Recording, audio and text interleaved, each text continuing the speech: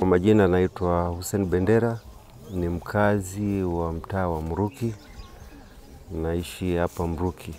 Mnamo tarehe 19 majira ya saa 9 za mchana tulipata taarifa ya kwamba kuna mtoto amesombwa na maji ya mto unaoelekea Ziwa Manyara.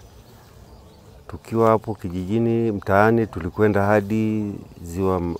hadi mtoni kwenda kuangalia, tukakuta watu wanaendelea kutafuta, na huyo mtoto alikuwa ni familia ya askari magereza. Tulikuta askari magereza wengi wakitafuta, basi tukashirikiana nao na vijana wazamiaji ambaye tunao hapa kijijini, ambaye ni bwana mmoja anaitwa Shija Masanja na Hatibu, kama sikosei, walikuwepo na ndio waliofanya jitihada ya kumpata huyo mtoto maeneo ya Sora. Kwa kweli kwenye mto huu ni kama tukio la kama Sora 3 au la 4, na mara nyingi na wengine huwa wanaletwa na maji kutoka sehemu nyingine, lakini huwa tunaona hapo mwenye eneo hilo. Kama mzazi naweza kuambia kwamba kipindi hichi cha mvua Ziwa Babati linafurika. Kwa hiyo waangalie watoto wao, na kama mzazi, lakini kama ile tukio la jana limetokea, hatuiti uzembe wa mzazi, ni bahati mbaya, lakini mzazi unatakiwa uwe na tahadhari, usitegemee bahati mbaya tu, uwe na tahadhari ya kujua mimi napomwacha mtoto wangu yeye anakuwa katika mazingira gani na mimi niko wapi. Je, lolote likimtokea naweza nikamwahi?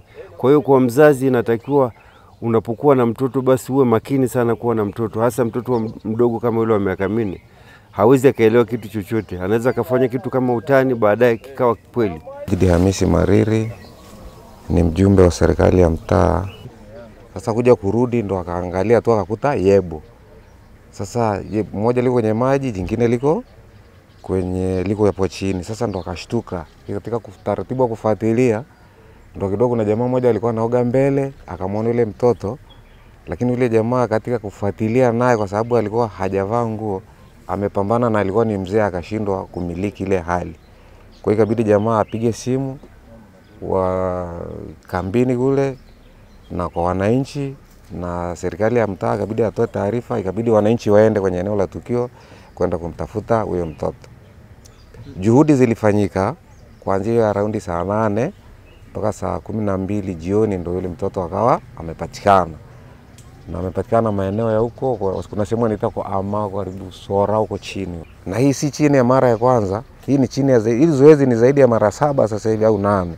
Kwa sababu mara moja kuna kipindi ilitokea watu wanafua tu pale korongoni, mmoja anafua mtoto akaondoka na maji, mwingine aliletwa akaondoka na maji, huyu kama wajana tena ameondoka. Yani tuseme ni kama bahati mbaya zinatokea, lakini nayo kwa upande mwingine ni mapenzi ya Mungu.